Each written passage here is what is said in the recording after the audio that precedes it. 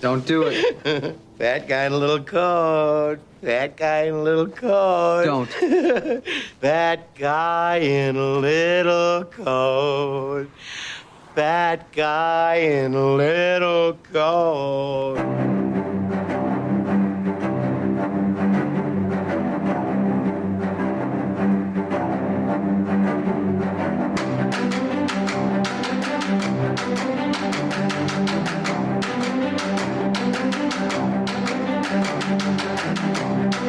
That would have been Adam Sandler's, but I mean, he does talk about how he thought it was funny that, all the crap he gives Spade and everything else like that, But I mean, look how long he's known Tim. What was his Tim? Not Tim Robbins, but Tim. Who? The guy from Saturday Night Live. Same time he was on. Same time. Tim Meadows. Yes. They were at that comedy troupe. Principal in Mean Girls. Yeah, and they both were on Saturday Night Live together. But I mean, I'm saying that like they were in the same comedy troupe in Chicago. Well, yeah, it was, what is it, Second City? Second City. In I.O. And that's what Belushi went through. That's what Aykroyd went through. Gilda Radner, all those people. But they were, like they break them up into troops, right? Right. So that was in that particular troop. Tim Meadows was in that troop as well. Yeah. So he kind of started with Farley before, like any of these guys. That is true. I still think that probably Spade and Sandler were more as close as friends. Well, that's what he said too. Yeah, and even Mike Myers too. Yeah. Did you know Mike Myers was afraid of him? Wouldn't surprise me. Yeah.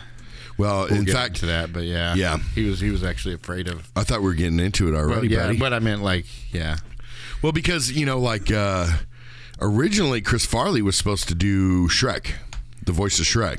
In fact, he even did a test shoot video, whatever, recording for Shrek, and ended up going to Mike Myers, obviously. Oh, I didn't know that.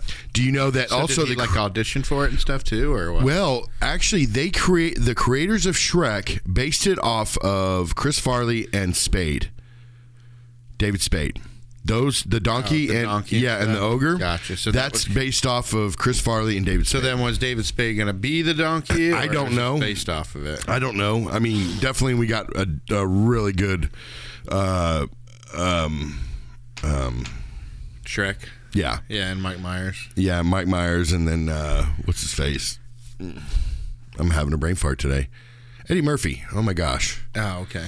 Yeah, no, but I mean, having Eddie Murphy be the donkey, but it's kind of ironic because maybe it was because I'm making waffles. Well, yeah, maybe it's because in the morning I'm making waffles. No, but it's kind of funny because that was supposed to be Chris Farley and David Spade, and then Chris Farley passed away before he could actually get the role, apparently, and then ended up being two other Saturday Night Live alums. Literally almost at the same time, except for Murphy. You know Eddie what I mean? Murphy was a little bit more in the 80s and everything. So today we're talking about Tommy Boy. This movie came out in 1995. It was directed by Peter Segal. It was written by Bonnie Turner and Terry Turner. I imagine it's a significant other couple type of thing. I've never heard of these people They could before. be brother, sister. Could be. Less likely, but could be. Yeah, or cousins. I would know if I did any research into them, but I did not this episode because I was like, okay, those writers are those writers. I didn't know much about them. This stars Chris Farley as Tommy, the titular Tommy Boy. David Spade as Richard, Brian Dennehy as Big Tom, Bo Derek as Beverly, Dan Aykroyd as Zelensky, Julie Warner as Michelle, many, many others, including, obviously, Rob Lowe as the little supposed son-in-law. You know what I was thinking, too? He's not in the top cast. Yeah. Rob Lowe isn't? Yeah, it's really weird. Well, and it's also weird to see Rob Lowe in kind of a Paul villain. was his name. Yeah. But having Rob Lowe as a villain, it's very rare. Not back then, it wasn't. Wayne's World, he was the villain too. Another True. Saturday Night Live. Okay. Wayne's World, but then like The Stand, he was a good guy. Sure. St. Elmo's Fire. Sure. The Outsiders. Yeah. Soda Pop. All good guys, and then I'm not saying he hasn't had any. He just has that smarmy, punchable face, of like. But I mean, it's like the typical rich guy, where like a Playboy type of guy. Yeah. He totally doesn't seem that way at all. Right. He has that face. What was your first exposure to Rob Lowe. Probably The Outsiders. That's as far back as I remember.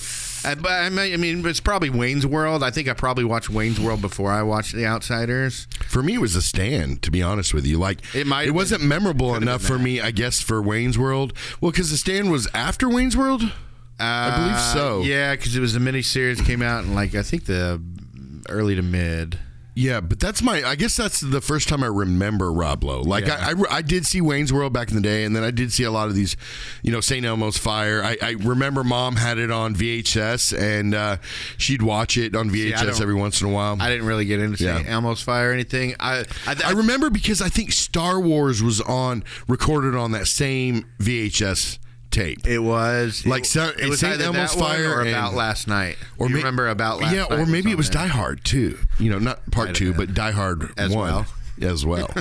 But I remember Mom had St. Elmo's Fire on a tape, but it was a really good movie that we also had on that tape that I would watch all the time because I remember seeing St. Elmo's Fire on there. For me, it's like a handful mush of The Stand, Wayne's World, and The Outsiders. Yeah. It was one of those 3. I can't really remember. I was probably watching most of them all around the same time.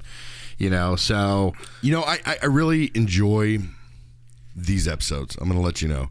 The ones that are having the Saturday Night Live alum in videos is just because I guess I don't know. It feels like there's not it's not super deep movies, but there's a lot of talk about it. You know what I mean? Because it's when we were growing up. Our kind of comedy. Growing up in our generation. And when we go back, I think you and I, because we have had very good storytelling since then. Mm-hmm. So I think you and I kind of like. At least I am like a little taken back. Like, it's not quite what I thought it or remember it being. You know what I mean? Like I just enjoy talking about these type of movies, like anything, Happy Madison type movies.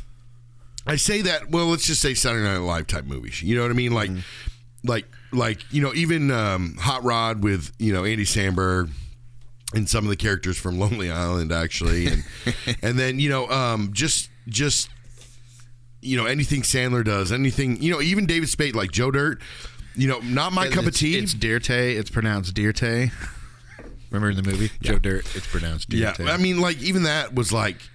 Not really my cup of tea, I could say. That being said, though, Deuce Bigelow, I love those movies. Joe Dirt became so iconic that it kind of finally separated Spade from these movies. Because from Farley, too, his most popular thing was being the other half of Farley, and they only did 2 movies together. But here's the thing, Seagal, the director, of skits and stuff. Right, Seagal, the director of these movies, he literally said that... Did he direct Black Sheep, too? I want to say, I think he did.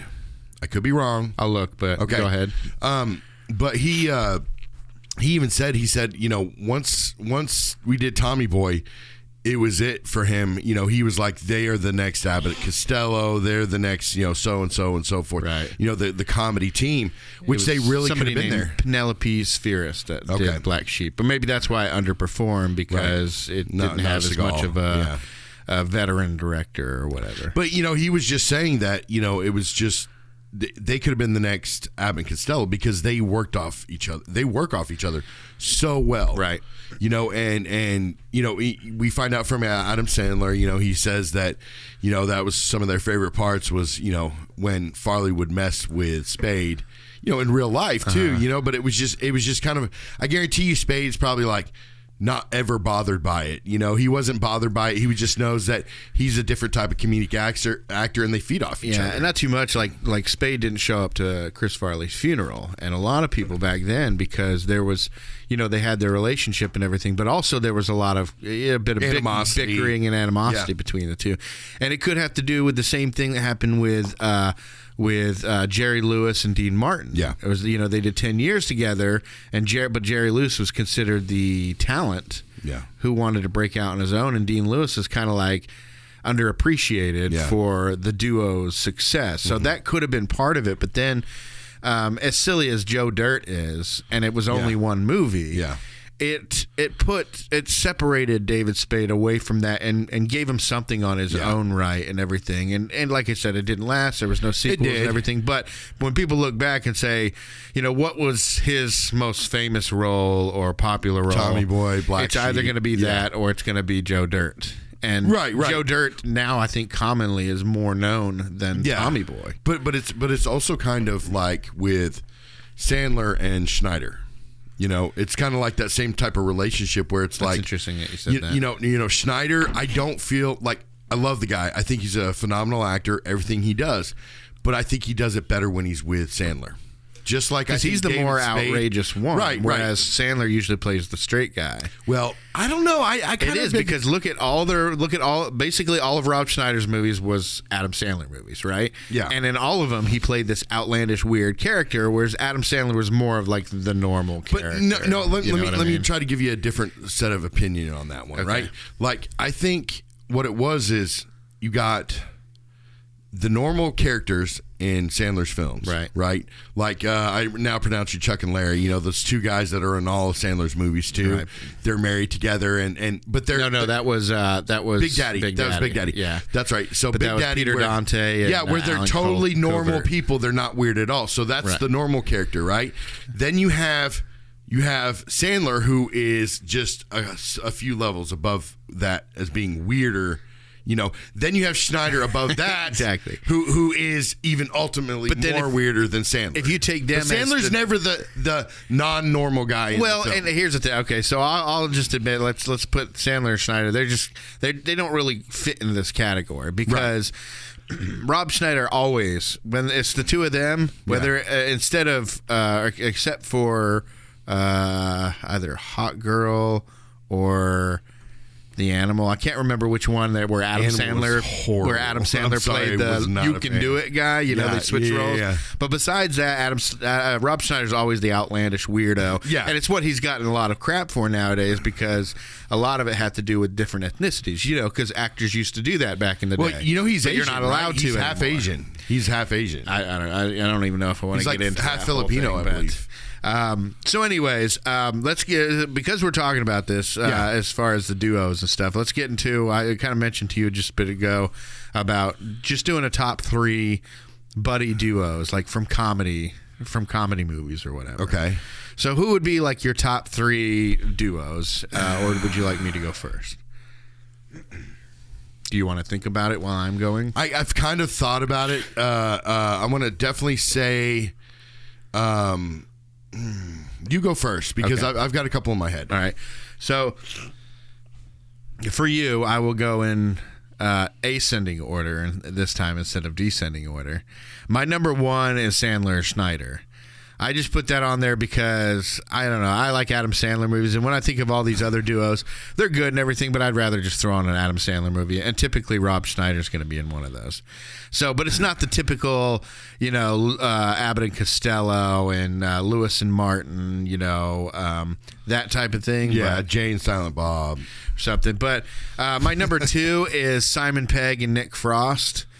Because they've done Hot Fuzz, they've done Shaun of the Dead, they did that would actually World's be End. That would probably be my number 2. Yeah, that'd my number 2 because these two are like, I don't even like a couple of those movies. Like Hot Fuzz is okay, and At World's End is okay, but just that duo together is amazing. And A Shaun of the Dead, I think, is one of the funniest movies out there. I agree. And then what's great about that movie is that just the movie, but the two actors is that they go off, do their own thing. One might be getting a lot more praise than the other, or who cares, you know? Sure. And then they come back and can do it again, and they start it together. It's kind of thing where it's kind of a duo that you respect and recognize. Now, there's other duos that work together. I just did ones that do multiple movies together, because there's ones that are like a one-off that are like amazing duos together. Right. Like Jim Carrey and Jeff Daniels. Yeah. In Dumb and Dumber and Dumb and Dumber to Part 2 or whatever it's called. They really just did one movie together, and then the second one was awful, but they really just did one movie, but they were a great duo together. Yeah. But I did ones that have like multiple movies together. The last one I did was a kind of a tie, so more of a top 4. But it's Rogen and Seth Rogen and James Franco as one, because any movie they're in together, they make me laugh. Okay. And I know that there's some stuff with James Franco right now. I'm setting aside the person from the actor or from the acting. Yeah. So Rogen and Franco, and then Lemon and Mathau. You know, Jack Lemmon. Lemon Mathau was my third. Okay, that's what I have tied for my third. But I think maybe when I mean, The Odd Couple, it's just so iconic you can't get past that. Well, maybe And when I Grumpy say Old my Man. number one, you might actually agree with me on this one. So you had your number 2 as Simon Pegg and Nick Yes. Frost. You had number 3 as Lemon and Mathau. Correct. So what's your number 1? John Krasinski and Rainn Wilson. Okay. So, but I mean, they For haven't as done any many movies, years, but yeah, they as did many TV years, shows. 8 years straight. Sure. I classify that as falling into the category. That's a cheat. Like I have Sandler and Schneider as a cheat, so that's fine. I'll let it go and everything. But that's also a good duo. I would say even Steve Carell and Rainn Wilson. Or all three of those guys together, stuff like that. So. Yeah. So yeah, it's there's a whole history. Mentions would definitely be what's his face from Ant-Man, Paul Rudd. And Jason Segel or Paul Rudd and Seth Rogen. When they're insulting each other in 40-year-old version, you know how I know you're gay? Correct. No, I'm not gay. I'm just celibate. I mean, that sounds gay. I just want you to know that this is like the first conversation of like 3 conversations that leads to you being gay. Like, there's this, and then in a year it's like, oh, I'm kind of gonna want to get back out there, but I think I like guys. And then there's the big, oh, I'm a gay guy now. You're gay for saying that. I'm gay for saying that? You know how I know you're gay? How? How do you know I'm gay? Because you macrameed yourself a pair of jean shorts. You know I know you're gay? You just told me you're not sleeping with women anymore. You know how I know that you're gay? How? Because you're gay and you can tell who other gay people are? You know how I know you're gay? How? You like Coldplay. You know how I know that you're gay? How? You like the movie Made in Manhattan. You know I know you're gay? How? I saw you make a spinach dip in a loaf of sourdough bread once. You know how I know that you're gay? How? You have a rainbow bumper sticker on your car that says, I love it when balls are in my face. That's gay? Know why you're gay? Because you like Asia. You guys cool it with the gay. I love that. But Like many people with Paul Rudd. Let's just say that. Right. Paul Rudd with anybody is just gold. Correct. And Paul Rudd by himself is just gold. So. Correct. But yeah, there are many out there that come to this. Do you think when you watched Clueless back in the day that you would realize that this guy, even in Clueless, he was so talented in that movie. Sure, but he was straight-laced. And he's very straight-laced, but a little bit of comedy kind of slipped out every once in a while. And like watching that movie back then, I never would have thought that he would have been probably the biggest person from this movie. He's a good-looking guy, so I thought, I probably would have thought, okay, he's going to go somewhere, but definitely not in that corner of Hollywood that he's in, where he's just like grabbed as this like a comedy improv genius. funny guy that can get in there with the Marvel people and be an action star and look badass, but he can also get in with the Seth Rogen movies and just be a completely ridiculous person that makes everybody laugh. Yeah, I got you. But so anyways, wanted to go over those because there are many of these, and it's interesting that neither of us had David Spade and Chris Farley on our list. Yeah. Yes, they only did 2 movies, but they were pretty epic, and they had a lot of good skits together. The Saturday Night Live would purposely put those 2 together. You want to know why that's not on my list? Well, I have a good reason. And of course, the Matt Foley skit on Saturday Night Live that had David Spade and Christina Applegate and Down by the River and everything. But because David Spade was there, Sure. Yeah, but I just, not saying that it was bad, but Black Sheep and Tommy Boy are almost the same exact movie in a way. I don't remember Black Sheep much. I know that there was something where he was like running for a political office, and they had to go into hiding. His brother was. Yeah, and they were like putting him away into this cabin. They were just trying to keep him out of the media and different things like that. So I remember it was forgettable enough to really? Not be that. I love Black Sheep. Really, maybe I just haven't seen it in a while. I think I did like it when I was younger, just because it was more Chris Farley being Chris Farley. Yeah, but as a movie viewer and someone who likes to talk and discuss movies nowadays, I don't know, maybe I wouldn't, because I didn't really like Tommy Boy that much when I watched it this time. What kept me watching it and wanting to do a podcast on it was the nostalgia and was Chris Farley. Right. But I don't think it's a great movie. I don't think it's a comedy classic. I think it's a great comedy movie, for what it was and for Chris Farley's talents, but I would never put it up there with Caddyshack. I wouldn't even probably put it up there with a couple Adam Sandler movies. Yeah. Steve Martin movies and all this kind of stuff. You know, you have these comedy actors like Adam Sandler, Steve Martin, Chevy Chase, where they each have like a movie that defines them. You know, Adam Sandler's probably Happy Gilmore. Well, and look at it this way too, though, because look at the type of comedians they are. Because Martin and Sandler at its root are the same type of comedy actors. Okay, where Chris Farley, John Candy, John Belushi are at their core the same exact type of comedy actors. How is Adam Sandler and who did you say? Steve Martin. And Steve Martin the same. They're funnier, straight-laced than they are super physical type comedy actors. Like Adam Sandler. You watch Steve Martin and the Jerk is very physical and very, very out. But I get what you're saying with Adam Sandler because it's more of the reactions to the absurd that makes Adam Sandler funny. Yes. His is not in. It's. I think real good comedy comes from, not anything too outlandish. Like the possibility of this happening is very rare to a human being. Like a deer being in the back seat for, over half a day and then waking up, at the worst possible moment, right. and basically wrecking your car like that. And you have these two actors who are like the two types of comedy that I've talked about before. You have one producing the actual comedy, and that's Chris Farley. Yeah. The physical comedy that he idolized Belushi for and different people like that. So, but then you have David Spade, who does more of the reacting to the absurd comedy and everything, and doing it deadpan in a way that makes you laugh your ass Like Bill Murray's like that too. Bill Murray can be. I think Bill Murray can play both. Honestly, but sometimes he plays the one doing the comedy. Sometimes he's like Groundhog's Day. He's kind of reacting to the absurdity and everything. But Adam Sandler can do that too, though. If you think about it, he can go both ways in that sense. But he's worse whenever he's doing the outlandish stuff. Yeah. Like he lays it on way too thick. Like in Little Nicky or different things like being like that's my boy. Yeah, I do. I'm talking about but I also Jack and Jill. That's what I mean. Oh, to say. yeah. So like Jack and Jill. I thought we said we weren't going to talk about Little Nicky and podcast. everything.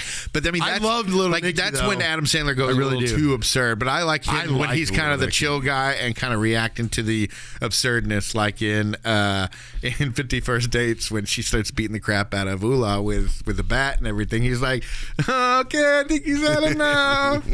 She's like, not good enough yet. Oh, you crazy bitch! Yeah, keep running! She's like, yeah, keep running. That is definitely a comedy show I would go see as Schneider too, dude. Like as Schneider opening for Sandler or something like that. We'll go ahead and talk about what we're doing next month. Well, we're next month, Chris Farley and everything. Sandler is coming to Dallas, the American Airlines Center in Dallas. Yes, and it's the 15th, right? 15th of February. 15th. And we got tickets, and we will be going there. We sure do. We sure will. And we're going to probably do something to make our March this year, which is what we have dubbed the month of Adam Sandler. Yep. Something to do, something cool. We'll probably talk a lot about what we experienced there and the different things that made us laugh and all that kind of stuff. And we'll be doing a couple more of his movies in March. So I'm pretty excited for that. You got me those tickets for Christmas so we can go together. Yep.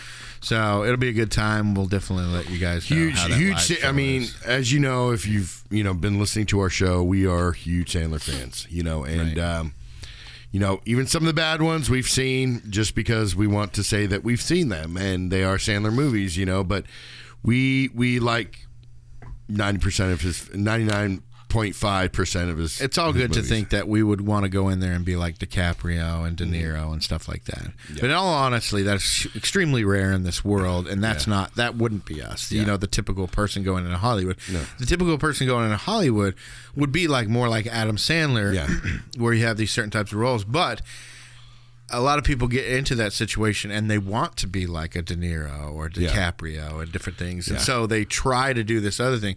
If I was in Hollywood, I would want to be like Adam Sandler, where I just want to make stupid things that make people laugh and hang out and have fun with my friends. And that's what we talked about in some of the earlier episodes of Adam Sandler's that we did, is that that's what he likes doing. And that's obviously what Chris Farley liked to do. The only difference with Chris Farley is he was extremely self-conscious and he just wanted people to like him. Yeah. You know, he had spent his whole life getting talked about his weight and doing things like that. And so his defense mechanism is he would self-deprecate to let you know, hey, I'm in on the joke too. Let's be friends. You know? If you watch that biography, they even talk about how, you know, it was brought to his attention that he is living the same lifestyle as Belushi did. The only problem is he is far more advanced at the level that Belushi passed away at. He's so much closer to that so much quicker. Where it took Belushi, you know, many more years. And he even bragged in one interview, like, I'm fatter than him now, too. So, you know, stuff like that. So he idolized Belushi. He idolized Belushi. He wanted to be Belushi. And in his generation, he was the Belushi. Yeah. Before we get into some of the Chris Farley documentary that we watched and him as a person and an actor, let's get through a little bit of the movie. We're not going to really dig into the movie too deep this episode. This is a typical like road trip buddy comedy type of movie. Everything that you think is going to happen happens. There's not too much to talk about it. It was a great vehicle for Chris Farley to come out. It was very safe. It was exactly what you would think was going to happen. It had the chemistry between him and David Spade, but it's just become one of these movies that it's more about the quotables than the actual movie itself. What did you do? Just to go over some of the quotables, I even just wrote a little section here, you know, the Brothers don't shake hands. Brothers gotta hug. and I like the way he says that, and, you know, Rob Lowe's just like, oh my God. The quotes, like holy Shnikes. I mean, that phrase has been going around forever, it feels like, and that came from this movie. It came from Chris Farley himself. Whenever he's trying to, he had accidentally bent Richard's door, and then he fixes it.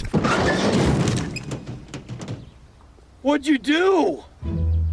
And for some reason, the dent goes away too. Right. You know how it was dented when it got peeled because across? here's the thing: if Spade or Richard, the character Richard, walked up, he would have seen the dent. He even looked at a little spot and buffed it out and everything before pulling the whole door out. And of course, Farley's looking. What'd you straight do? ahead? You're looking straight ahead, not knowing nothing. Exactly what was about to happen. But that timing was just so perfect. I mean, that's why they say Spade and Farley could have been the next, you know, Abbott Costello. Yeah, you know? yeah, things like that. Things like they him. just didn't have enough time because, you know, like I said with Black Sheep, problem is I love both of these movies, but they're the kind of the same type of roles. It's basically, you know, Farley getting into trouble and, you know, Spade's trying to keep him out of trouble. You know what I mean? And the problem is they didn't have enough movies or enough time together to make more movies that would have been far more memorable, I believe. Yeah, and I always wonder that too. And I was actually wondering it when I was getting ready for this episode is what would he have done? Because I mean, he had 3 big movies before he died. You know, he had Tommy Boy, he had Black Sheep, and Beverly Hills Ninja. Yeah. And then that one with Matt Perry, which didn't really. Right, what was it? Something about. Oh no, I was thinking of Dudley Do Right. I was like, it's something Canadian.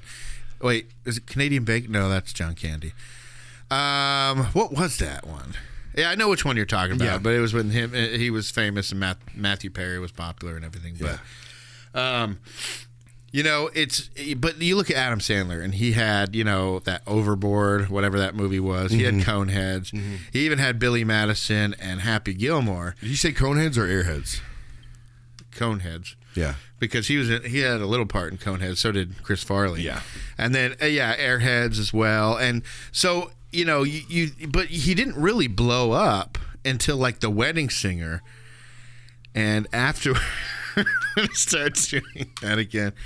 So he didn't really blow up until Airheads. Yeah. I'm sorry, not Airheads. Like A Wedding Singer and after that. Yeah. So maybe Chris Farley just hadn't gotten to the point where he could figure out, what will sustain him, because everybody loved Tommy Boy, but Black Sheep wasn't as good. Beverly Hills Ninja has its moments and everything, but it wasn't really a great movie. Yeah. Different things like that. And, of course, the Matthew Perry one wasn't either. With Belushi, I can't say that with Belushi. I don't know if Belushi ever put out a bad film. He didn't put out a lot because he did pass away. But I think every single one of them he did was like that. John Candy had some bad ones, and before he passed away. But from the same kind of situation. Even Sandler says it himself. You're gonna turn out like Belushi and Candy. And Candy, it was never really like, he had a little bit of dabbling in drugs, but his was just a health thing, and he had the heart thing. Well, no, that's what Sandler was talking about, though. Not so much the drugs, but the weight too. Because he but a lot of it he was a known drugs. Addict of food. Just like anybody will tell you, food's an addiction as well. So when he was going through his problem, Adam Sandler remembers telling his friend, you're going to die from that, buddy. You've got to stop. It's not going to end right. That was the drugs thing and everything. So, and he ended up being just like Belushi. He died from basically an 8-ball, speed and heroin. Or, in his case, it was speed and morphine. Yeah. Or cocaine and morphine. Yeah. And, he was 33 years old, just like Belushi. Belushi was 33 years old when he died. It's almost like he and he bragged about it before he died. Not bragged, but he said, I'll be older than Belushi when he died by this time, and he never made it. Yeah. It's just kind of sad, though, because in a way, you almost think that, he was, you want to think, was Chris Farley so dedicated to being a comedian, right? They said that if he wasn't performing on stage, he was sitting to the side of the stage, listening to everybody that were performing after him and before him, learning. Not just he wouldn't get on stage, do his bit, and go home, or go party. He would sit there afterwards and study these other comedians. Maybe he was so dedicated to his trade, that he was just so very short-sighted. You know what I mean? On what he could have been, he could have been capable of, and what he could have, done in his life. But he was just so dedicated to the trade and to being a comedian that's all he's focusing on. And he idolized Belushi. Yeah. It's almost like he felt like he had to do the same things Belushi did to be Belushi. Sure, and bottom line is he just wanted to make people laugh. He wanted people to like him too, right? Because he was always afraid that people didn't like him or whatever. Just another little story. Olivia Wilde. She was 10 years old on a set that they were both doing. I can't remember what it was, but you know who Olivia Wilde is, right? Yeah. The one that did that. What is it called? Don't Worry, Darling, that new movie or whatever. She was 10 years old on set, and she said she was a chubby kid, and she was self-consciously, embarrassingly eating this brownie at the table, at their little craft service table or whatever. And Chris Farley came over and locked eyes with her and just put one brownie in, and then he put a second brownie in, and then he put a third brownie in, and then she said he just started smashing brownies in, and it was just to make her laugh, So that type of thing, he used comedy and his outrageousness to get people to like him, And they said, you never ever hear of him, even on his when he would be on drugs and alcohol and things like that he would be violent with other people. No, like go and get in fights and things like that. He just it was always stories about his own self-destruction. Right, it was self-destruction. Right? He was explosive and everything, but not outwardly. In a way, it would leak out, because that's Jim Carrey's the same way. Robin Williams was the same way.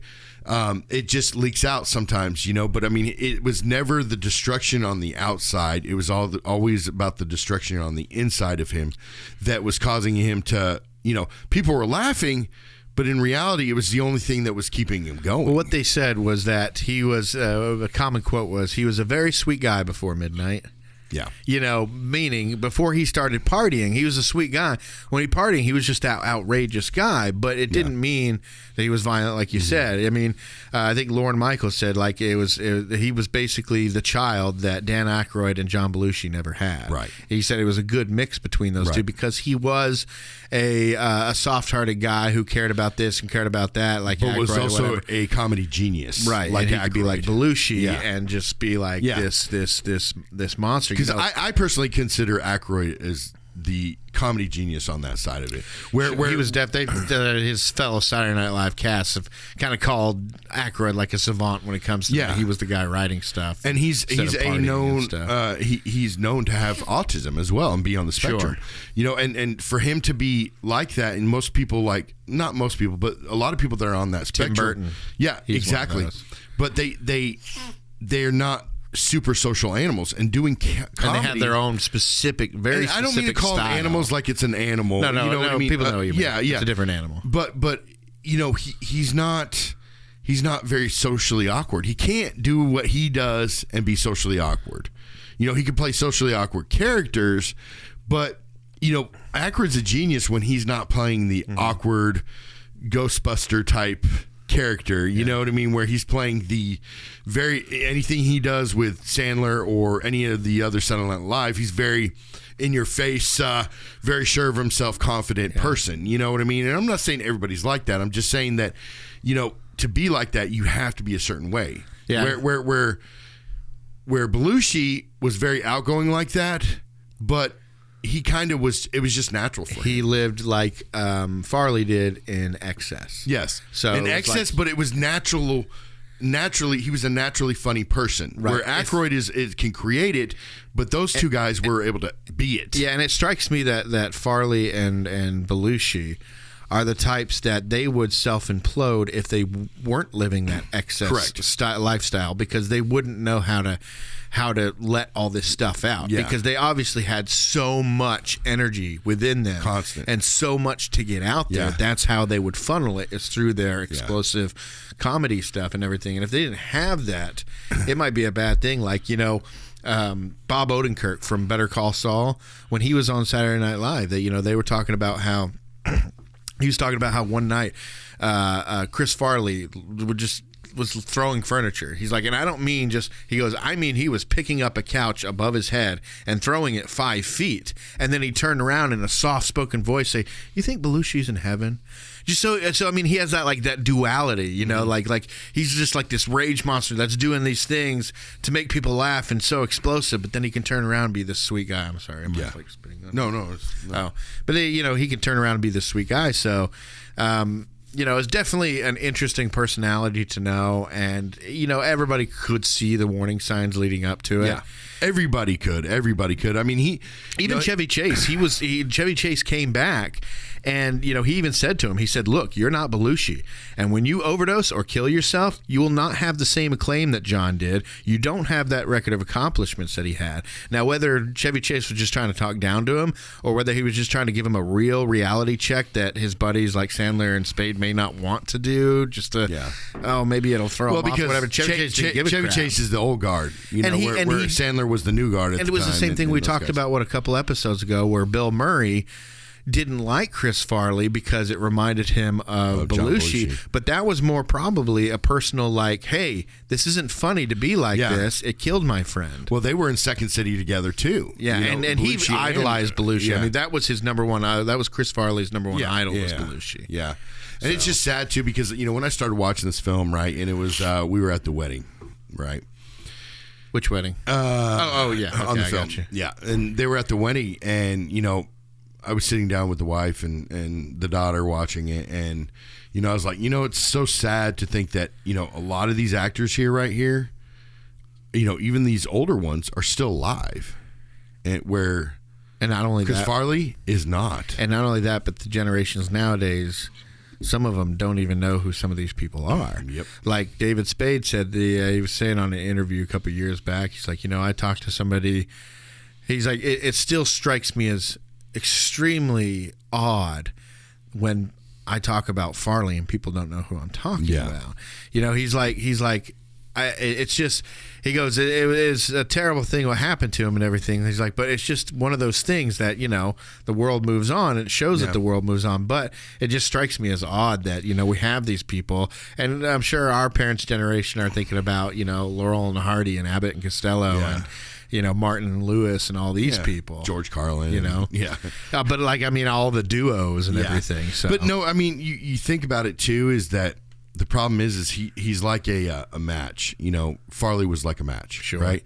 So you light it, it burns, but it's out pretty quickly. You know what I mean? And it sucks that he got to that level. But the problem that a lot of people don't know who Farley is, because he only put out like 3 movies that he starred in that headlines Chris Farley. Sure. You know what I mean? And so it just sucks because he didn't put out anything more. That's what I'm saying. We didn't get past I remember him jump in that off one. I remember to his career to see what he would have done. Real quick, this movie is about this guy named Tommy Callahan. He graduates from Marquette University, which is actually where Chris Farley really graduated. Yeah, and played rugby. Right, and that was in Wisconsin, I believe. Mm-hmm. And he played rugby just like he does in the movie, all that kind of stuff. He played football as well. He was a very athletic person, and that's one of the notes I had, is that he's deceptively athletic in this movie. Yeah. And in every movie, really, because, a guy of his size is his size, but you don't typically see them doing cartwheels and doing these regular things, running at full speed and everything, because he was just so, it was part of his physicality as a comedian and everything, but he did have the history of athletics and everything. So anyways, in this movie, basically he graduates. His father owns an auto parts company. They're putting up new brake pads, and he's marrying this new hottie, Bo Derek. Notice she said, she's a 10, right? Like literally from the movie 10. And the movie called She's a 10. Yeah. So is it called She's a 10 or is it called 10? 10. Okay, so that makes sense. But she has this son played by Rob Lowe and everything. So, anyways, the father has a heart attack at their wedding, and the whole board basically decides that because they're about to go under. The dad keeps trying to take out loans, all this kind of stuff. Anyways, the company's going to go under unless Tommy goes out and sells these new brake pads that they've developed. And so basically what ensues after that is a road trip between Tommy and Richard, played by David Spade, to go save this company. And, of course, it's got every single trope you can think of when it comes to buddy comedies, when it comes to road trip comedies, things that are ripped right out of planes, trains, and automobiles. Yeah. Different things like that. But, it's done in the Spade Farley style that you see on Saturday Night Live. The so it makes it a little style, different. Right. Well, they had their own little style. Yeah. So they all have their own little styles, but it's all the buddy comedies, the buddy, the duos or whatever. Because Candy never was never was on Saturday Night Live, right? John Candy, no. I don't think he was. He probably hosted a couple times, but forgive me, my knowledge on John Candy is a little thin. I know things that I've seen him in and a couple things here and there, but I just don't know much about John Candy. Yeah. So anyways, it basically, and everything happens the way you think it's going to happen for the most part. Rob Lowe, he's a smarmy guy. It ends up him and the Bo Derek are really married, and they're the con artists. And this type of films, these Saturday Night Live type of films, right? It's always like that too, where you see, in natural film, in other films that are not like this type of film. Mm-hmm. The villain is usually, slapstick stuff does not happen to the villain. They're usually pretty smooth operator. Oh, I wanted to say that. I think it's hilarious how Rob Lowe just... Right. Like, he's supposed to be the smooth character that all the ladies want, and he's... And the one getting away with everything. And getting away with everything. He literally gets away with nothing. He gets attacked by a dog. His shirt gets pulled off. He gets slammed into a wall, and then he almost gets run over by a bunch of cows and all this kind of stuff. But, and none of it was, really was Tommy's fault. No. This is all things that, he just happened to be one of these, suave guys that's going to help con these people, but he keeps on getting that's what I'm talking about. But if you notice, that happened in Wayne's World, didn't it? Yes, and that's what I'm saying. These Saturday Night Live movies, the villain is not, nobody really gets out unscathed in any of these kind of movies. Adam Sandler movies, the villain is, even Jim Carrey movies is the same thing. The villain ends up,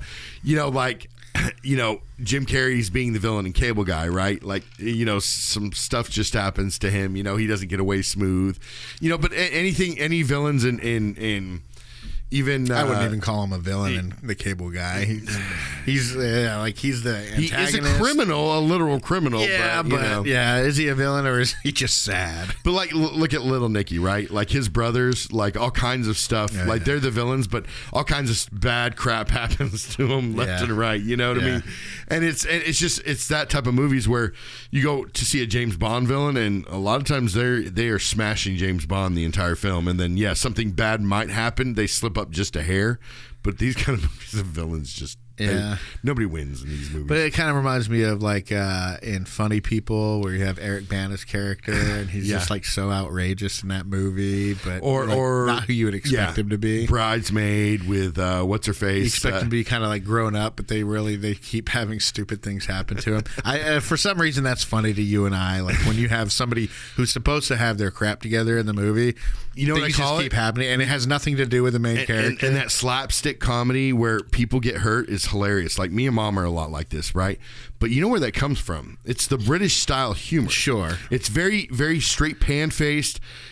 Like laughing when Dad trips and different things like that. Things like that.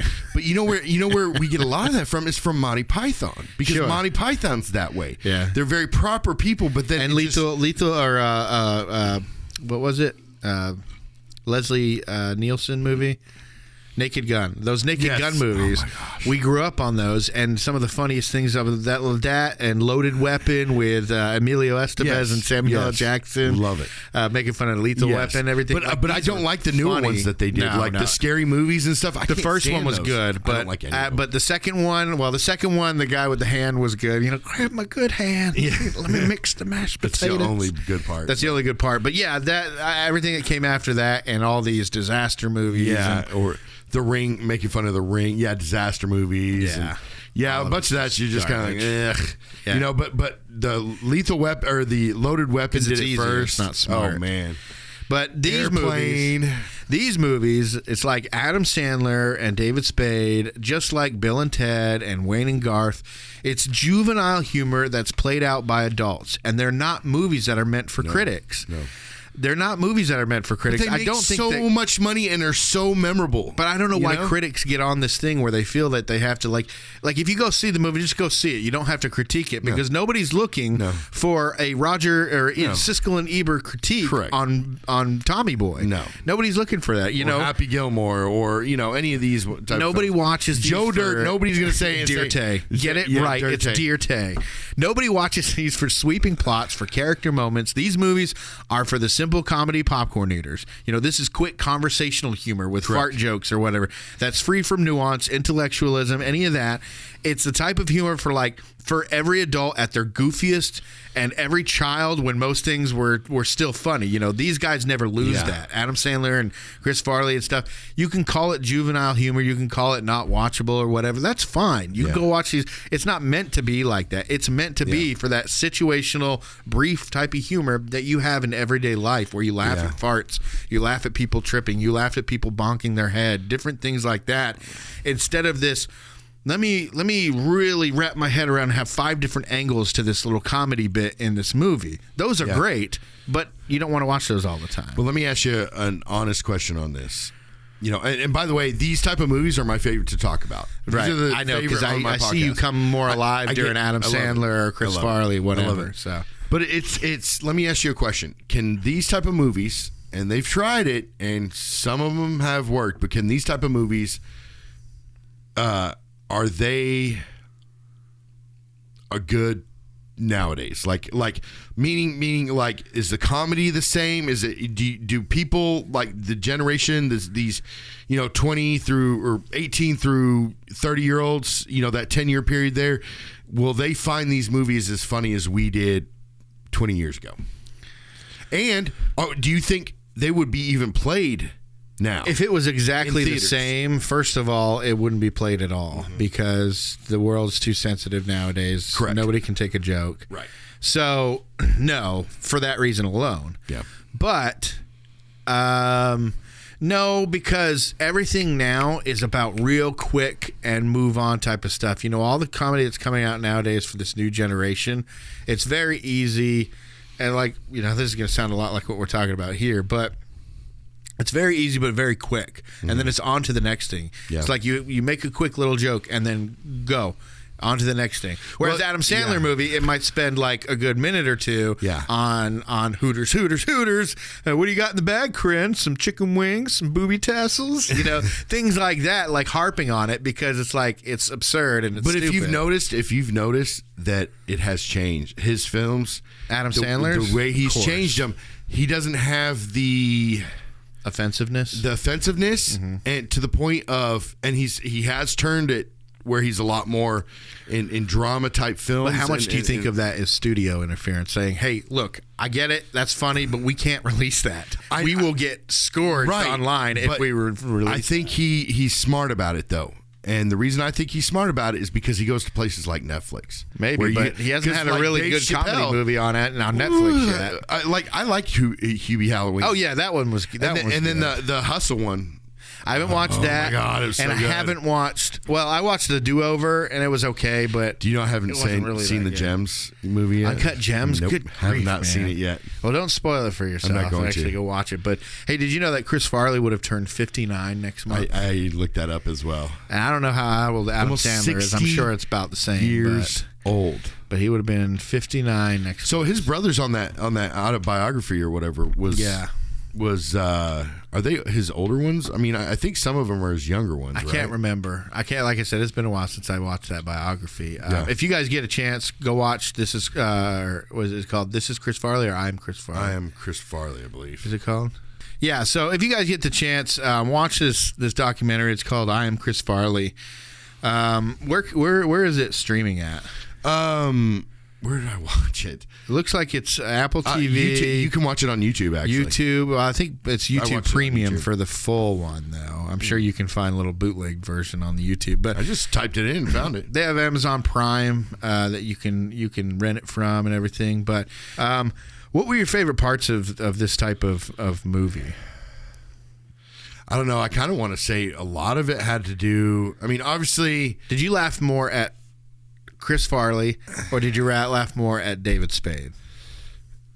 Not Chris Farley, because I mean, I did like Chris Farley was funny, but I thought Spade was a little bit more funnier. His reactions, I think, were a little bit to Farley. At least I laughed a bit more at his reactions, how he'd go back at Tommy with different things. Yeah, like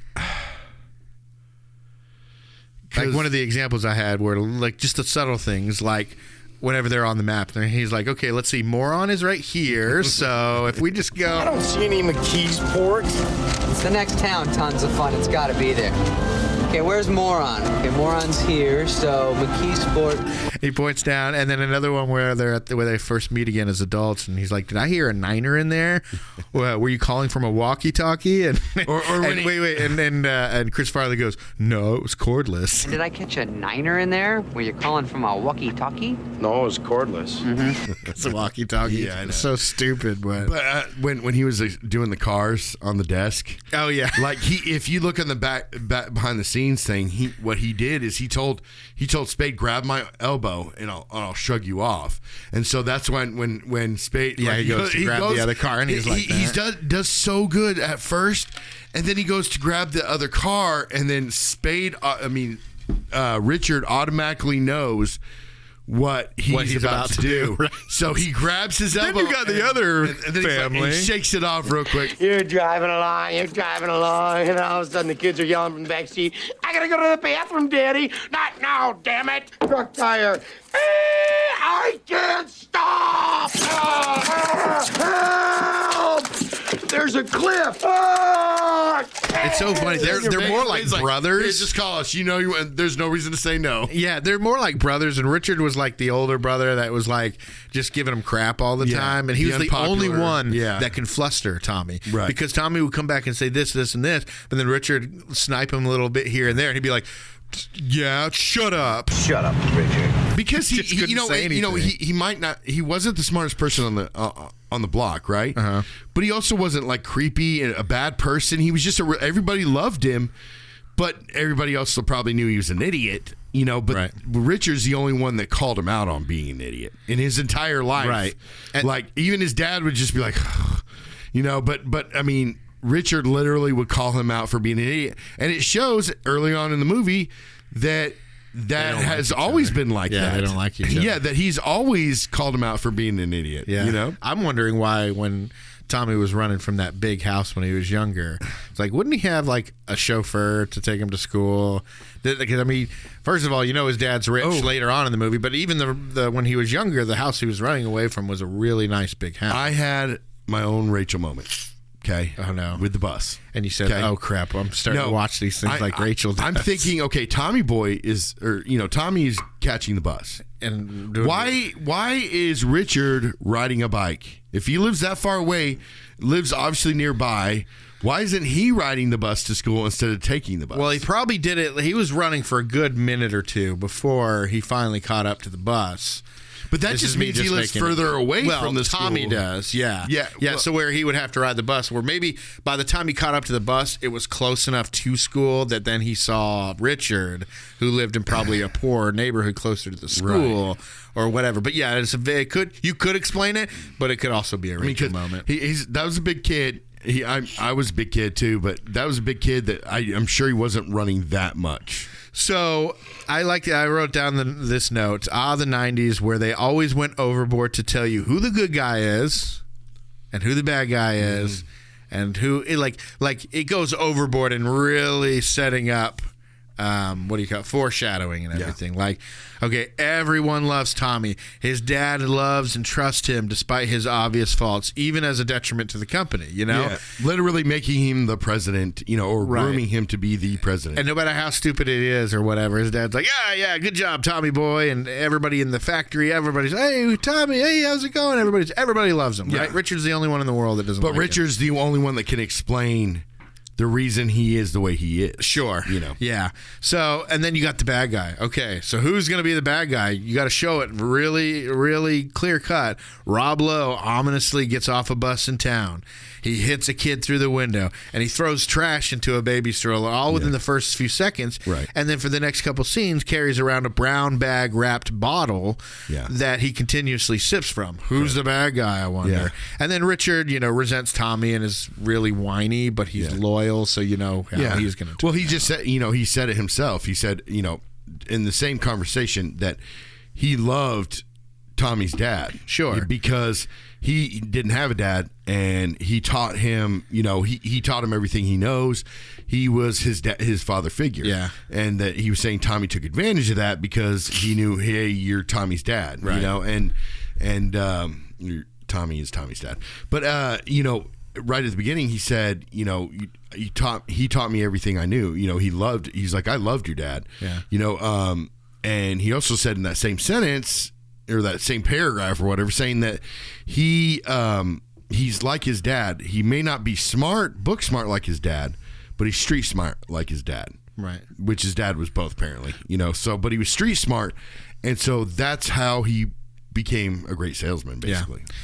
So this movie also brings up legitimate sales concerns, such as the guarantee on the box and the psychology of the customer. You're paying for the guarantee, not for the product. Is a guarantee just a crutch, or is it product integrity? Right. So like you have all the infomercials with all those products. They're pretty cool things, most of those stuff on infomercials, but there's a reason they're on infomercials and not a common household name. Right. And all those ones, this has a money back guarantee, full price if you blah blah, and it's like it's just pumped into their ads, full price guarantee, money back guaranteed, all this kind of stuff. But if you look at like Michelin tires or different things like that, it's like, those companies have that too, but they don't market that. Right. They don't need to because the name speaks for itself. Right. So I thought that was kind of a cool thing that this movie did. It's like, oh, okay, that wasn't part of the clear-cut thing. They didn't have to add that in there, but that was a cool way for Tommy to be able to find his own way of doing things. Yeah. And sell he was selling better than his dad ever did. Well, in that one place, she was like, "Oh yeah, that's 1,000 parts. Your dad never got that in that place, whatever it was." So, Yeah, if you guys get a chance, watch this movie. We watched it on Amazon, so it is a rental. I'm sure you could find it on some of the free sites that are out there where you got to watch ads and everything. But if you get a chance, watch I Am Chris Farley as well. It's a really good insight into his life and what led him down his terribly tragic road. This is a movie I don't think today's youth or today's young adults would like. Yeah. I just don't think it is. There's nothing offensive about it like you would see in some of the 80s and 90s movie. I don't think. There's probably a couple things that you could say, oh, well, that's offensive. But it's not really offensive. It's just not the humor that today's youth or young adults or whatever are really that much into. I would say this movie is good for nostalgia. People who watched it back in the day and liked it. My daughter watched it. She would laugh. There was plenty of parts that she would laugh in, and she enjoyed it. She just wasn't like, oh my gosh, this movie's so hilarious. Right. But she was like, this is funny. Yeah. She actually kind of enjoyed it, but it's not like 40-Year-Old Virgin or Bridesmaids nowadays where it's like, okay, that was, the generation behind us is real big things. Right. All right. Well, what's your favorite part of this movie? It's got to be the hotel scene. Which hotel scene? Where he was watching the girl skinny dip? No. And then he comes behind him. And No. That was kind of vulgar. It was hilarious, but vulgar at the same time. He said, "Who's your favorite little rascal?" Richard, who's your favorite little rascal? Alfalfa? Or is it Spanky? No, I like where he said, room service? Yeah. No, housekeeping. Yeah, housekeeping? You want pillow? Yeah, but I want sleepy. Housekeeping? Don't think you're sleeping. Housekeeping? You come back in an hour. Housekeeping, you want towel? More towels. Need sleepy. Housekeeping, you want mint for pillow? Please go away. Let me sleep for the love of God. I forget that a lot of that it wasn't just like those last two end parts. There was Spade went through a whole thing with it, and for some reason I always thought it was just like those last two parts on it, but again, you could just see the type of comedy that he's just trying to aggravate Farley his little does. brother. Yeah, but like Sandler is great at this. This is Sandler's shtick. Because Adam Sandler, Chris Rock, go away.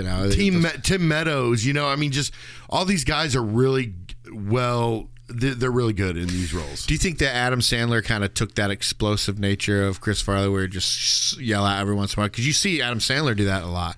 Do you think that was kind of like... When he first came out, he wasn't like that. He wasn't that explosive. No, but he will, like Billy Madison maybe, Happy Gilmore, whatever. But I mean... After that, he came out and would do that like in Big Daddy, where he's like, kangaroo song. He's like, all right. Yeah. That's like even Chris Farley. He's not thing. like that. Well, from what little stand-up I've actually watched, because I don't want to ruin anything. But I wonder if he does that because of Chris Farley. Just does those little outbursts and everything. Because, as much as we heard they were best friends, we wonder, there's also, Chris Rock and Tim Meadows. And that guy that David went to college Spade, with. everything. That was in Second City with him, but they went to college together. I can't remember. It wasn't somebody. Not anybody that I recognize really from anything. I'm sure he was in some of Chris Farley's stuff, but I know his brother. His brother was. Yeah, his older brother, the one with the beard, it reminds me a lot of Chris Farley, man. So there's a few things here. First of all, we got into this with Adam Sandler movies, so I just have to say it. Ebert, obviously not a fan of this. This is his review. Tommy Boy is one of those movies that plays like an explosion down at the screenplay factory. You can almost picture a bewildered office boy, his face smudged with soot, wandering through the ruins and rescuing pages at random. Too bad they didn't mail them to the insurance company instead of filming them. The movie is an assembly of cliches and obligatory scenes from dozens of other movies. All are better. It has only one original idea, and it's a bad one. The inspiration of making the hero sidekick into simultaneously his buddy, his critic, and his rival. Talking about David Spade's character and stuff. That was Ebert's. his little spiel, but you know, I'm each their sorry, own. but You know I how we just don't feel really about. agree with those two guys. I don't think, you know, you kind of think that, you know, nowadays if they were still alive, right? Like, would they look back and say, you know, I was kind of wrong. I think I was wrong on a lot of this. I mean, it's almost to the point where it's like, you know, I kind of feel like they'd be like, man, we were wrong a lot. I don't know if they'd go back on it because that's their job. Their job is to critique movies, but it's not to critique these type of movies. Yeah. And they do it just because, you know, somebody's got to critique them, and, you know, why not them and everything. But it becomes like this movie wasn't made for reviewers, you know. What movie is made for reviewers? But, I mean, obviously, I don't know. It's very strange. I'm just going to tell a few stories here if you're good with that. Yeah. Mike Myers said, I improvised with Chris and I was scared to death because he had already knocked someone's tooth out and given someone else a scar just from being so crazy. That's why I said he didn't want to work with him. Or not that he didn't want to work with that he was scared with him. Yeah. If that guy in a little coat came from a little after hours bit where him and Spade were sharing an office, and he wasn't singing it, he'd just be like fat guy in a little. He would always put David Spade's coats on. Well, and that's probably, and that seems so out of, like, not, that scene seemed like it wasn't supposed to be in the film, or like it was a behind the scenes kind of thing, because the way he said it, like, he puts the jacket on and Spade automatically knows what he's doing, right? Like, and you know, you kind of think that maybe it was, and he goes, if this is fat guy in a little coat, I'm not turning around, you know, that type of thing. Yeah, but I mean, he goes, no, it's new, and he turned around and it's that. Yeah, and he automatically knew what it was, you know, right off the bat. So it was kind of like an ad lib that must have, you know, again, like you were talking about with the prior experience. And I think I know who you were talking about before that he actually went to school with. It's Matt Foley. That was his. That was his Down by the River character. So there was one of his, besides his Chippendales thing, which really Chris Rock said that Chippendales thing really kind of is one of the main things that started to bring Chris Farley down. Yeah, because the bit, you know, ends with him not getting the Chippendales position. And Chris Rock was saying, you know, he's like, that's not comedy. Comedy is, it's funny him doing it in the first place. The finish to that, the payoff for that would be that he gets it and Patrick Swayze doesn't get it. Yeah. That would be the comedy payoff for it. He goes, but then it ends up he's just a fat guy that doesn't get the role because he's fat. Yeah. He goes, where's the comedy of that? He goes, and I think that really messed Chris Farley up at that, because he was in a mental state at that point. And so he goes, Chris Farley, the real Chris Farley probably wouldn't have gone through with that skit unless it had a different ending, but he was just in a certain mental state at that time. But but to say this, the other one that he was most well known for was the Down by the River. Matt Foley, I'm a motivational speaker, all that. You know, David Spade was in that as the son of the parents and everything. Christina Applegate from Married with Children was in that. And the skit is hilarious to watch because there's a good while where David Spade and Christina Applegate are having to cover their faces because they're laughing so hard. Oh, yeah. All right, how's everybody? Good. Now, as your father probably told you, my name is Matt Foley, and I am a motivational speaker. Now, let's get started by letting me give you a little bit of a scenario of what my life is all about. First off, I am 35 years old, I am divorced, and I live in a van down by the river. But this guy, Matt Foley, met him, you know. They were both in the rugby stuff together. You know, he was like, he called Chris Farley a prepster. He was kind of a prepster. You know, rugby is a rugged group, and I thought he might have a difficult time, but he fit right in. And he was a pretty decent athlete, too, like we talked about.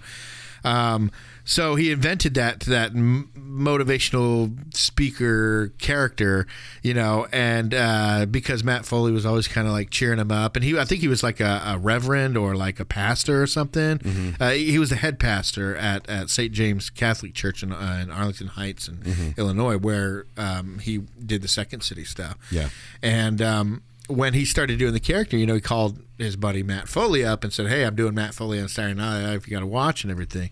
So he goes, "It was a little shocking to hear my name on national TV and everything." He's like, "But I thought the the skit was hilarious and everything. So that's where that came from. It was actually from a friend of his that was in college with him and all that kind of stuff. And that guy, Matt Foley, actually presided over his funeral. Oh, really? The real Matt Foley. Yeah. So it's kind of a cool thing because one of the most popular things in all Chris Farley's career was the Matt Foley motivational speaker. Yeah. And he had the real Matt Foley preside over his funeral. So just a few things there to wrap it up a little bit on Chris Farley. I'm not sure if we're going to do another one of his movies. Maybe Beverly Hills Ninja and sometime way in the future or something. I don't know. I love that movie. We at least just wanted to get Tommy Boy out there because that was his most popular and most successful. Yeah. Probably his best.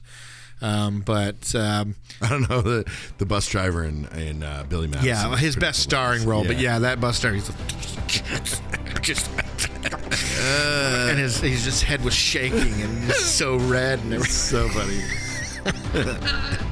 Anyways, but give this movie a watch. Chris Farley, it's, he'll go down in history and eventually he's going to fade away like everybody and everything. But give this movie a shot to really watch somebody who had a lot of potential and could have gone somewhere. And unfortunately, because of his love of excess, took him to a different path. If you guys want to get a hold of us, we're on all social media at The Post Credit Podcast, except for Twitter, we're at The Post Credit. Our email address is thepostcreditpodcast@gmail.com. We have a website. It's www.thepostcreditpodcast.com, and we're on YouTube. We appreciate you guys listening, and we'll see you next time. And throw me In a van down by the river.